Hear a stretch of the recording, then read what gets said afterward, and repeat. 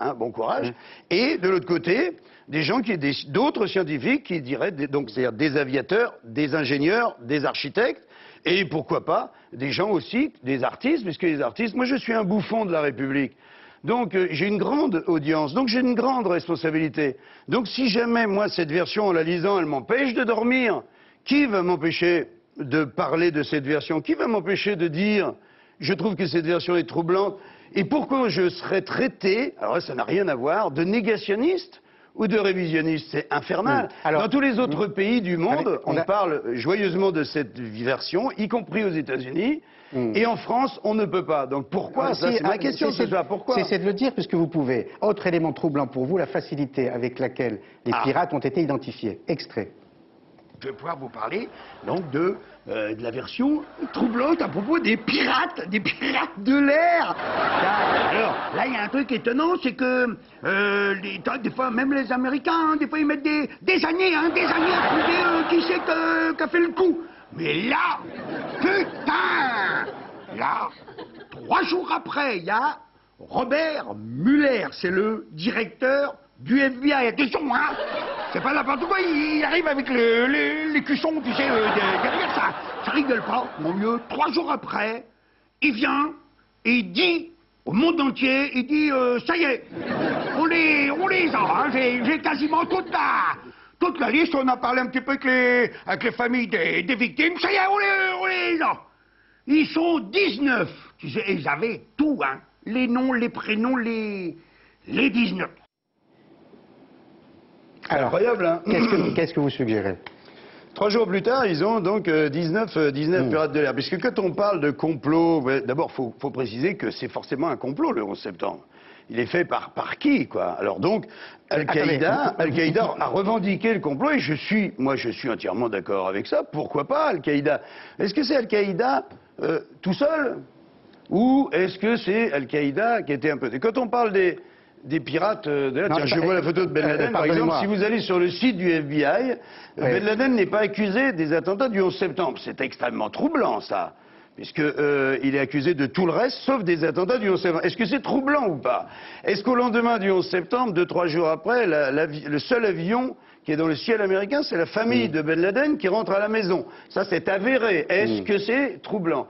Est-ce que 19 pirates de l'air, dont 2 d'entre eux, Mohamed Atta et son copain, la veille, vus par des témoins qui témoignent, donc, et qui donnent leur nom, qui montrent leur visage, disent qu'ils étaient alcooliques, cocaïnomanes et grands consommateurs de call girl? Est-ce que c'est le type même du fanatique qui va rendre son âme à Dieu et qui, la veille de faire, de rendre son âme à Dieu, fait la ribouledingue avec des filles et de la drogue? Vous suggérez que, ces hommes-là, vous suggérez que ces hommes-là ne sont pas capables de commettre de tels attentats et qu'il faut être aussi malin, sophistiqué que des Américains pour les commettre?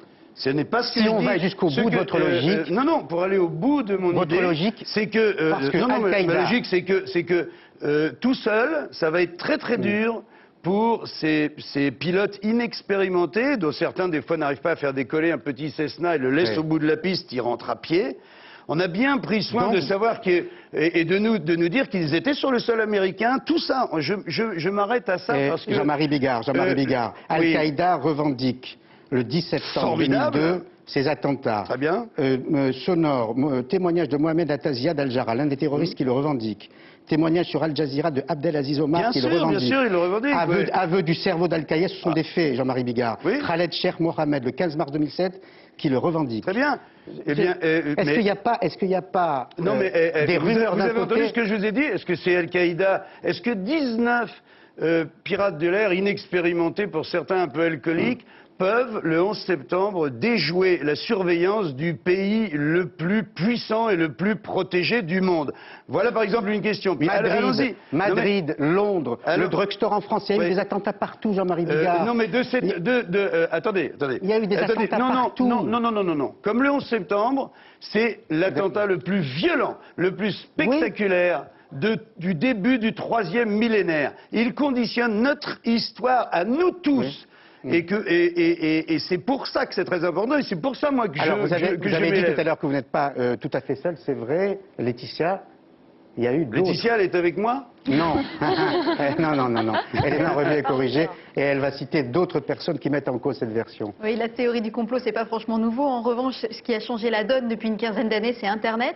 Internet qui a notamment contribué à diffuser très largement un documentaire dont la première version est sortie en 2005. Ce documentaire s'appelle Loose Change. Ouais. Il remet en cause la version officielle des attentats. Et je vous propose d'écouter tout de suite un court extrait d'un des auteurs. Pour accepter la version officielle, il faut aussi accepter toutes les autres versions. Alors vous avez vu, c'est un très jeune homme, presque un ado. Il n'est pas tout seul à avoir réalisé le film. 2 de ses amis l'ont aidé. Et avec 2000 $ et un simple ordinateur, ce qui ressemblait au départ un peu à une blague de potache, est finalement devenu le film de référence des conspirationnistes du monde entier. À 2000 $ qui ont fait des petits, hein. Absolument, plutôt malin. Les 3 garçons ont très vite compris comment exploiter le filon. Ils ont multiplié les versions et les déclinaisons DVD du film. Des déclinaisons qui se sont vendues à plusieurs millions d'exemplaires. Quand on sait que rien qu'aux États-Unis, 5% de la population remet en cause la version officielle des attentats, on se dit qu'ils ont sans doute tout autant le sens des affaires que la fibre conspirationniste. Est-ce que vous craignez Et pas pourquoi conspirationniste, par exemple? Moi, est-ce que vous estimez que je suis un conspirationniste? C'est le terme qui reprend en tout cas tous les gens qui remettent en cause... Comment est-ce possible? Moi, je ne conspire contre personne.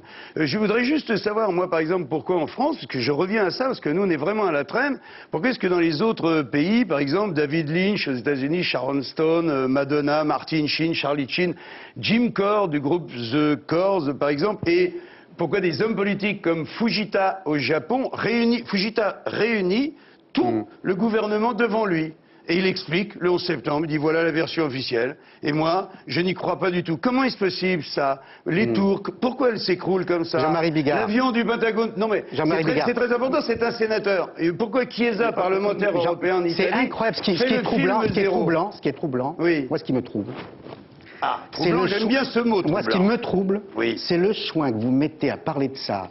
La connaissance que vous avez de cette affaire, alors que vous êtes, comme vous avez dit très bien tout à l'heure, un bouffon. Mais qu'est-ce qui vous a pris d'engager dans cette aventure-là? Mais ce n'est pas une aventure. Je pense que c'est un devoir démocratique quand on trouve qu'une version, par exemple, par rapport au crime du 11 septembre, près de 3000 personnes, vous l'avez dit, ont été assassinées ce jour-là. Oui.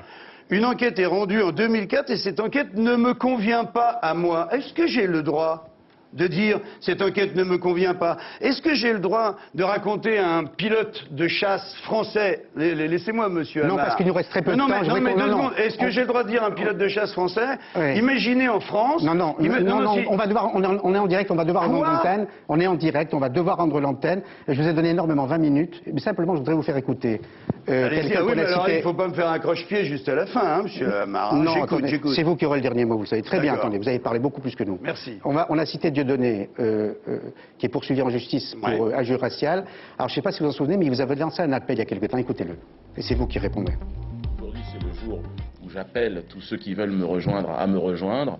Bon, ils sont nombreux, je sais que certains déjà, Ginette Scandrani, Alain Soral, Kémy Sébat, Thierry Messant, Jamel Bourras, Jean-Marie Bigard, tous ceux qui se sont heurtés à un moment donné à la pensée unique sont les bienvenus. Vous remplissez le Stade de France. Oui. Alors vous lui répondez quoi d'ailleurs? Alors, mais je ne réponds pas. Je ne réponds pas et la seule réponse que j'ai faite à Dieudonné, c'est vraiment bien dommage parce que c'est dommage de perdre un très bon comédien et un très bon humoriste. Je lui ai dit, Diode, tu dis des choses indéfendables, donc tu es indéfendable, malheureusement. C'est-à-dire trop loin, trop fort. Et si vous me dites pourquoi, je me suis cantonné, conseillé par un mec qui connaît bien les hommes politiques, et qui est à l'étranger, dont je ne citerai pas le nom. Il m'a dit, cantonne-toi à dire que tu trouves cette version troublante. Voilà pourquoi, par exemple, vous vouliez me faire aller au bout de l'idée, je ne vais pas au bout. Moi, je fais partie des gens, comme Mathieu Kassovitz, qui désirent, et comme des dizaines de millions de personnes dans le monde, qui désirent que cette enquête soit refaite et qu'on laisse la science parler avec simplement les débris qu'on retrouve au 11 septembre. Et la science, à ce moment-là, nous dira peut-être des choses nouvelles. 20h31 et 30 secondes, il me reste 9 secondes pour vous dire à la semaine prochaine à 19h en direct pour un nouveau Revue et Corrigé sur France5.fr tout au long de la semaine. Vous pouvez revoir ou voir cette émission si vous avez raté le début. À la semaine prochaine, merci. Merci, monsieur.